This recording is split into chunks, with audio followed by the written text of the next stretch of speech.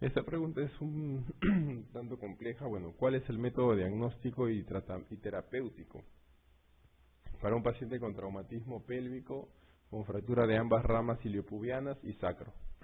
Y tiene una ecofaz negativa y está inestable hemodinámicamente, ¿no? Es un paciente con trauma pélvico, fractura de pelvis.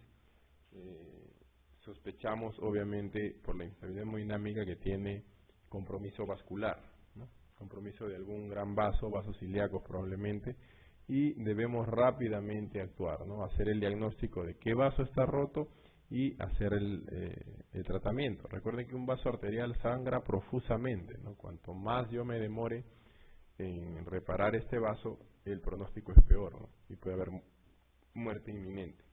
Ecofaz, FAS no viene de rápido, por si acaso. FAS viene de esto. La S es de sonography, que es esto, ecografía. A de abdominal y F de foco, ¿no? Entonces, es ecografía abdominal enfocada. Bueno, ecografía con foco abdominal y la T en trauma, ¿no? En trauma. Ecografía con foco abdominal en trauma, nada más. Es un paciente con trauma, politraumatizado, en la que le hago una eco abdominal rápida para identificar lesiones importantes. No identifico nada en la ecofaz, entonces el siguiente paso es tomografía de pelvis y cirugía. Hacer una cirugía de pelvis es un tanto complejo, identificar una lesión en todo el enmarañado de la pelvis es bastante difícil, ¿no? Entonces la tomografía, habría que hacerle una angiotomografía, que tarda un poco. Repetir la ecografía no tiene ningún valor en realidad, y hacer una resonancia en emergencia no se puede, ¿no? Entonces el mejor método diagnóstico es angiografía, ¿no? Se hace una angiografía al paciente por un cateterismo, eso es rápido.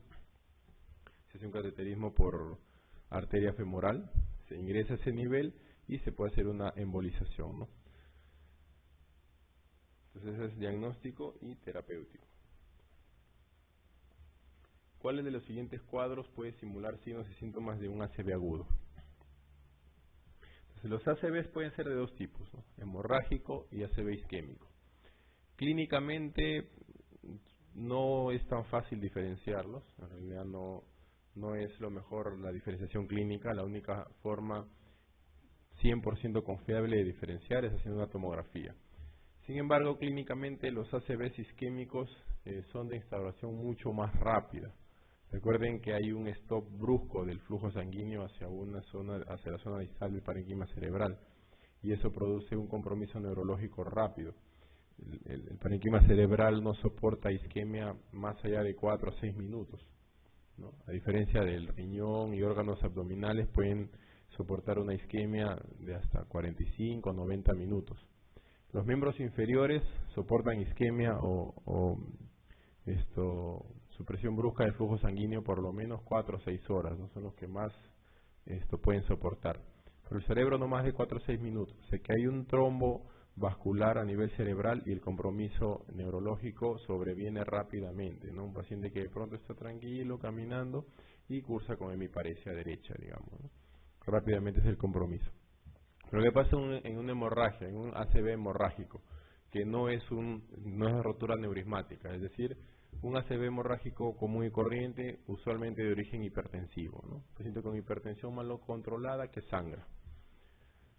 Suele ser un cuadro clínico de instauración más lenta.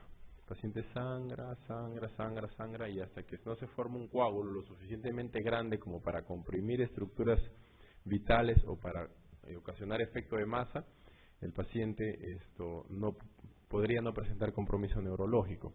Podría empezar a tener cefalea, dependiendo del grado de sangrado, signos de hipertensión endocraneal, ¿no? Cefalea, náuseas, vómitos, son indicativos de que el paciente está teniendo un ACV hemorrágico.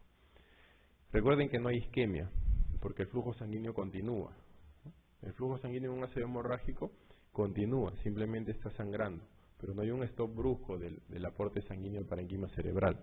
Los síntomas son principalmente por hipertensión endocraneal por efecto de masa de un coágulo. Cuanto más grande es el vaso que se rompe, más rápido es la instauración de los síntomas. Sin embargo, usualmente las hemorragias hipertensivas son a nivel de ganglios basales y suelen ser arterias penetrantes o ramas de la cerebral media, ¿no? Y Probablemente hayan visto alguna vez los sangrados no son extensos, no son masivos. Cuando se produce una rotura de una arteria más grande, una cerebral media, puede haber una hemorragia intracraneal o un ACV hemorrágico extenso, ¿no? El compromiso sí suele ser muy rápido, incluso así, ¿no? Usualmente es un paciente que empieza con cefalea, náuseas, vómitos, llega a la emergencia quizá un poco confuso, persiste la hemorragia y puede comprometerse la parte neurológica, llega a Glasgow menos de 8 y hay que intubar al paciente, ¿no? En general los pacientes con ACV hemorrágico cursan con niveles de presión mucho más altas, la respuesta adrenérgica es mucho mayor que en los pacientes con ACV isquémico, así que son pacientes que usualmente vienen con presiones muy altas, ¿no? Recuerden que, ¿por qué se eleva la presión en un paciente con hipertensión endocraneal? Porque trata de compensar, ¿no? Cuando hay sangrado intracraneal, todo el parénquima cerebral empieza a comprimirse, hay efecto de masa. Entonces la presión de perfusión cerebral se reduce bastante, ¿no? Se reduce bastante y la presión arterial se incrementa para tratar de compensar la presión de perfusión cerebral. Son pacientes que ingresan con presiones usualmente por encima de 240 o 250 de sistólica, aquellos con ACV hemorrágico. Los pacientes con ACV isquémico pueden hacer esos rangos de presiones, pero no es muy frecuente. Sí hacen hipertensiones 180, 200, 190, pero no suelen llegar a límites tan altos. Hay objetivos de presión y eso sí les pueden preguntar, ¿no? En ACV isquémico la presión no debe tratarse si no pasa de 220 con 120 durante las primeras 24 horas. Eso está ya protocolizado, ¿no? Mientras la presión no suba por encima de 220 con 120, las primeras 24 horas esa presión no se toca. Si pasa de 220 la sistólica o 120 la diastólica, hay que iniciar terapia antihipertensiva parenteral con cualquier antihipertensivo parenteral, ¿no? Lo que esté disponible. Lo más disponible en el medio es nitroglicerina, pero puede usarse enalaprilato también hay a veces, puede usarse la betalol, nitroprusiato, y aunque hasta ahora parece que no hay en Perú ni cardipino, también es una alternativa, ¿no? Entonces, ese es el objetivo de presión en ACV isquémico. En ACV hemorrágico depende de si yo tengo o no un monitor PIC, un monitor de presión intracraneal. Si yo tengo un monitor de presión intracraneal, debo ajustar los antihipertensivos endovenosos para mantener una presión de perfusión cerebral por encima de 60. Pero usualmente, a veces en emergencia no hay monitor PIC, no tiene el posición de monitor PIC, se puede hacer de forma empírica. Si hay signos de hipertensión endocraneal clínicamente, el paciente debe mantener una presión arterial media alrededor de 130. Y si no hay signos de hipertensión endocraneal, el paciente debe mantener una presión arterial media alrededor de 110. Eso es lo que hasta ahora está protocolizado. Probablemente cambie para el siguiente año, a raíz de un estudio que ha salido el año pasado, pero aún estamos con ese protocolo, ¿no? Entonces, ¿cuáles de estos eventos puede simular un ACV agudo, ¿no?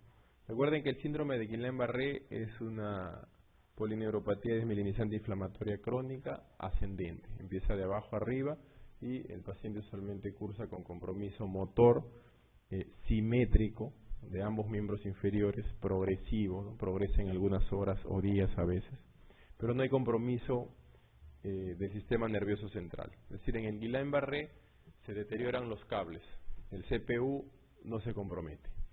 Hay una variedad rara de Guillain-Barré que compromete el sistema nervioso central, pero es bien raro, no es el caso. El Guillain-Barré, grábense, compromete los cables, no compromete el CPU, solamente abajo. Entonces es una polineuropatía periférica, no hay más. No puede simular un ACV agudo, ¿no? El neumotórax es un paciente que se presenta con dificultad respiratoria, compromiso hemodinámico, sobre todo si es un neumotórax a tensión, ¿no? La parada cardíaca igual, ¿no? Un paciente con parada cardíaca no simula un ACV agudo. La hipoglicemia sí. La hipoglicemia es una causa de trastorno del sensorio importante que podría simular un ACV agudo, sobre todo un ACV hemorrágico por el trastorno del sensorio. Usualmente no es un paciente que tenga hemiparesia, un paciente con hipoglicemia, pero sí tiene un trastorno del sensorio, ¿no? Y puede tener náusea, puede tener vómitos el paciente. Entonces, la respuesta es la A. Este es un resumen de las causas de trastorno de conciencia. Podemos dividirlas en dos, ¿no? Causas sistémicas y causas locales. Hay algunos de estos problemas que podrían relacionarse más con trastorno del contenido de la conciencia que con trastorno del nivel de conciencia. Cuando hablamos de trastorno del sensorio o alteración de la conciencia, tenemos dos esferas, el contenido de la conciencia y el nivel de la conciencia, ¿no? El nivel de conciencia lo observamos con Glasgow.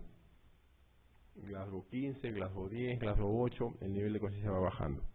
Y el contenido de conciencia es respecto a la orientación del paciente, ¿no? O lo que te dice, lo que te habla, si está ubicado o no está ubicado, o el paciente disvaría, etcétera, ¿no? Las causas sistémicas de trastorno de conciencia son infecciosas.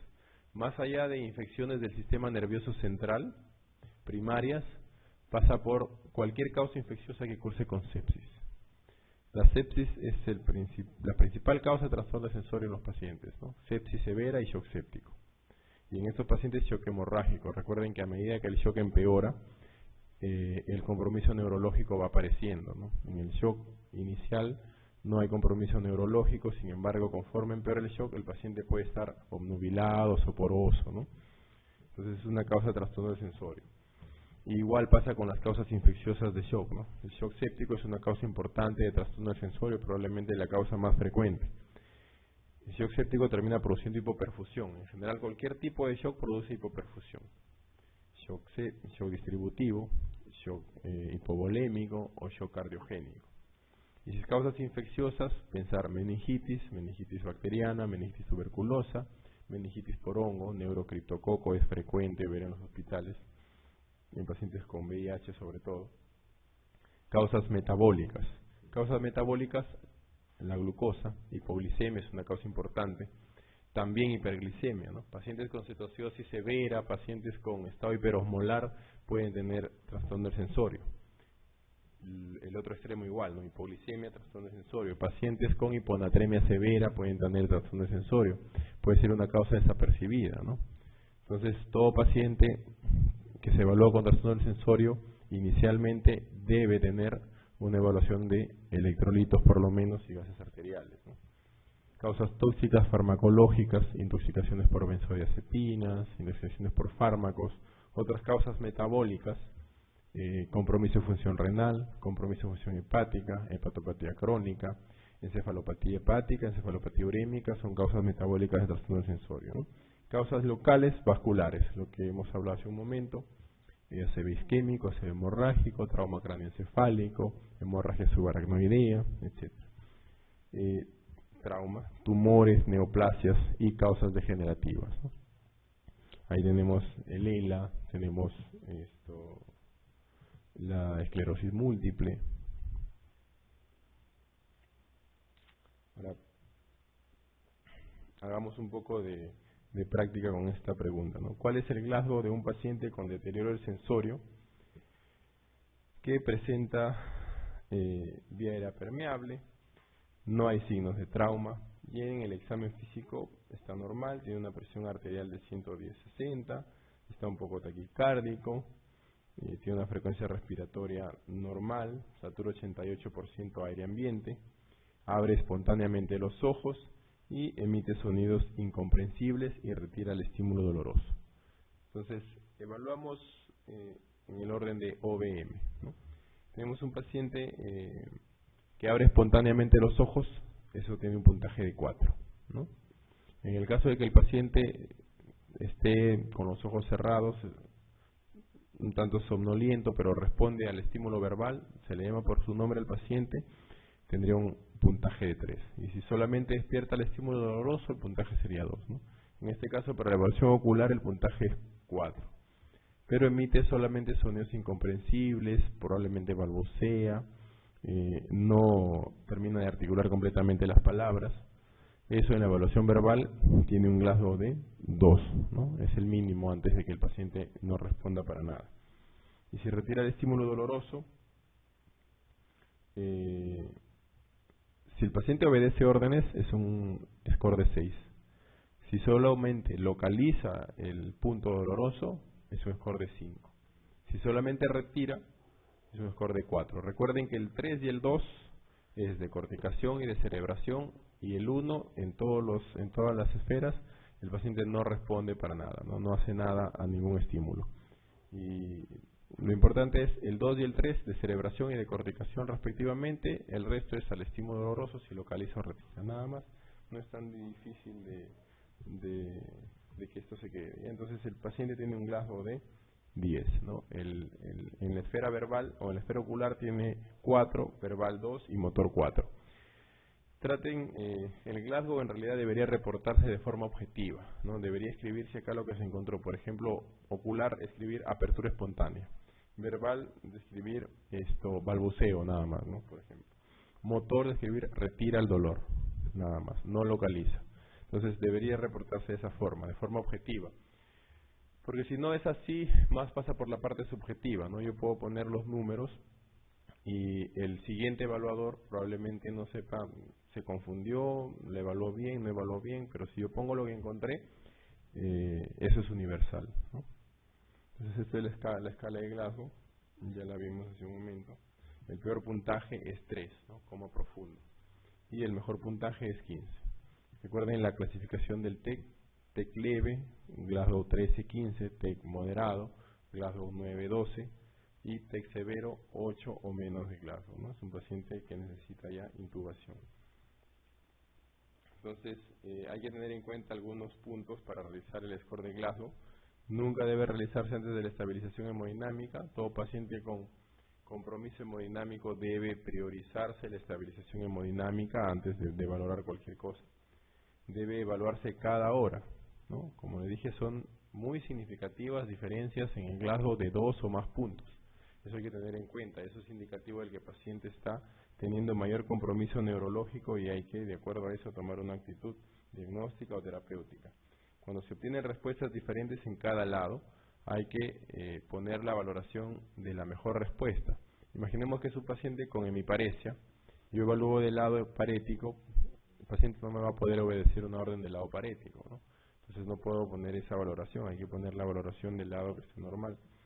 Se debe anotar la respuesta obtenida, lo que les decía hace un momento, ¿no? Y el valor que corresponde, o sea, qué puntaje corresponde. Paciente presenta apertura ocular al estímulo doloroso, ¿no? 2 puntos. Paciente responde frases inapropiadas, ¿no? Pongo ahí 2 puntos. Paciente solamente retira el dolor, ¿no? 4 puntos. Entonces esa es la forma correcta de cómo reportar el Glasgow, ¿no? Esta pregunta dice: la evaluación neurológica inicial de un paciente con traumatismo craneoencefálico revela que solamente abre los ojos ante un estímulo doloroso y emite sonidos incomprensibles, pero localiza el dolor. Entonces, según esto, la puntuación de la escala de Comes-Glasgow es, abre los ojos al estímulo doloroso nada más. Ese es un puntaje de 2, ¿cierto? 2. Localiza el dolor. Ese es un puntaje de 5, ¿cierto? Y esto solamente emite sonidos incomprensibles, balbucea, etcétera. Ese es un puntaje de 2. Entonces el score que le corresponde es 9. A ver, hagamos memoria, ¿no? Tenemos un paciente que solamente tenemos un paciente que no abre los ojos al estímulo doloroso, que tiene al estímulo doloroso, flexiona, hace flexión de los miembros superiores y no responde al estímulo doloroso. ¿Cuánto tiene en Glasgow?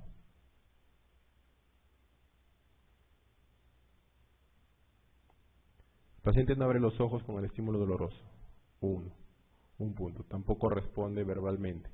1 punto. Y solamente flexiona, o sea, está decorticado, ¿no? 2 puntos. Glasgow 4. Glasgow 4. Entonces, no están, a veces no están, hagan la práctica, hagan el ejercicio mental siempre y más o menos se les queda rápidamente, ¿no? Normalmente no nos tardamos más de 20-30 segundos en sacar un score de Glasgow, ¿ya? Entonces, este examen, la tomografía, es aún una exploración apropiada o más apropiada que la resonancia para valoración urgente de Recuerden que en urgencias o en emergencias la resonancia magnética no suele estar disponible. No suele estar disponible y no es un examen que se realice de rutina, es bastante complejo, hay que programarlo, ¿no?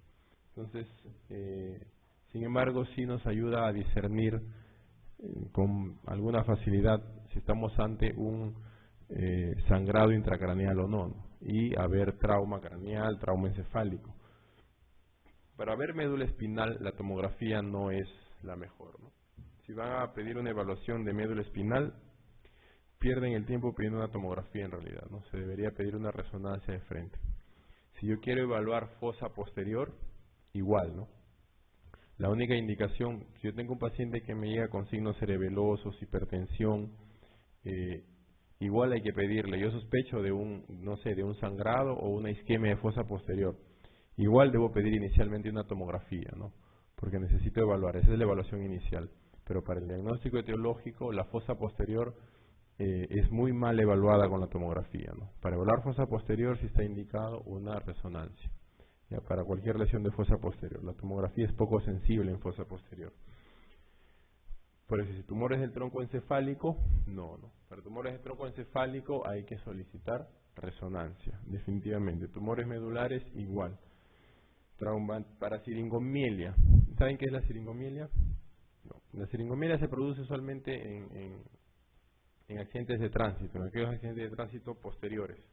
De pronto un carro choca por la parte posterior de tu vehículo y se produce el latigazo, ¿no? Y eso produce lesión de la parte perimedular, ¿no? Perdón, la clínica es la siguiente, la siringomelia, ahora me acuerdo. De pronto yo cojo este vaso, esta es agua caliente, ¿no? Yo puedo coger el vaso, siento el vaso, pero lo que se altera es la sensibilidad térmica. El paciente no siente frío ni calor. Dejas el vaso y ves tu piel quemada, ¿no? El paciente se asombra, pero no sientes. Entonces, la pérdida de la sensibilidad del frío o el calor, la pérdida de la sensibilidad térmica es por siringomilia, es por una lesión de la parte interna de la médula, ¿no? Entonces, eso se detecta principalmente con resonancia, no se puede detectar con tomografía. La malformación de Arnold-Chiari es una malformación de fosa posterior, ¿no? Hay varios tipos de malformación de Arnold-Chiari, es algo congénito, no se sabe la causa, pero es un descenso de todas las estructuras de la fosa posterior, ¿no? Tronco encefálico, cerebelo y fosa posterior se evalúa con resonancia, ¿no? ¿Dónde es mejor la tomografía? En trauma cráneoencefálico y en evaluación de pacientes con ACV, ¿no? Accidentes cerebrovasculares, sean de origen isquémico o sean de origen hemorrágico, ¿no?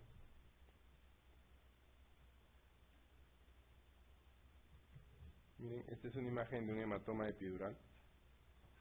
La convexidad es la característica típica, ¿no? Es una imagen biconvexa. ¿Qué ocurre con la frecuencia cardíaca en un paciente en el que se sospecha aumento de la presión intracraneal? Lo que les explicaba hace un rato, ¿no? Recuerden que la presión arterial o la presión arterial media aumenta tratando de aumentar la presión de perfusión cerebral en un paciente que tiene una hipertensión endocraneal tal que compromete las estructuras vasculares.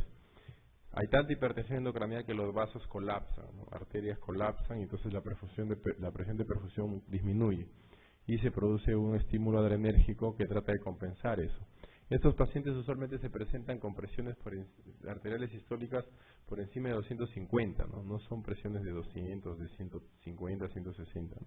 Son presiones usualmente que alcanzan 250, 240 presiones arteriales sistólicas. Sin embargo, el estímulo es tal que los receptores, los varoreceptores carotídeos, arteriales, envían señales al centro de la presión arterial de tal manera que activan el sistema parasimpático, ¿no? Y eso produce bradicardia y también bradipnea, y eso tiene un nombre, ¿no? Se llama triada de Cushing. Entonces, la triada de Cushing se caracteriza justamente por eso, ¿no? Por aumento de la presión arterial progresiva, bradicardia y bradipnea. Entonces, ¿qué pasa con la frecuencia cardíaca en un paciente con aumento de la presión intracraneal? la frecuencia cardíaca disminuye. Esa es la respuesta correcta. Y esa es la triada de Cushing, un aumento agudo y potencialmente letal de la PIC, es lo que termina produciendo esta triada clásica, triada de Cushing. ¿Qué fractura en caso de ser inestable puede producir deterioro hemodinámico franco en un paciente traumatizado? Entonces, había un cuadro que presentamos hace un rato en el que vimos las fracturas que producían mayor sangrado. Vimos que las fracturas de miembros superiores era casi imposible que produzcan compromiso hemodinámico. Las fracturas de miembros inferiores son las que principalmente se relacionan con compromiso hemodinámico, y sobre todo de los huesos mayores, ¿no? Fémur y de una estructura mayor que es la pelvis. Entonces, la sola fractura de un fémur puede perder entre 1000 a 2000 cc, ¿no? Puede llegar el paciente taquicárdico principalmente, quizá aún con presión conservada. Sin embargo, la pelvis, la sola fractura de la pelvis puede producir un compromiso hemodinámico importante, ¿no? Un shock profundo, un shock hemorrágico en grado 4. Las vértebras, pues, pasa por la arteria vertebral, pero no suele comprometer el estado hemodinámico. Las costillas, vimos que no se pierde más de 120, 125 cc por rotura de una costilla. La base de cráneo tampoco es un mecanismo importante de sangrado, pero sí la pelvis, ¿no? Entonces la respuesta es la C.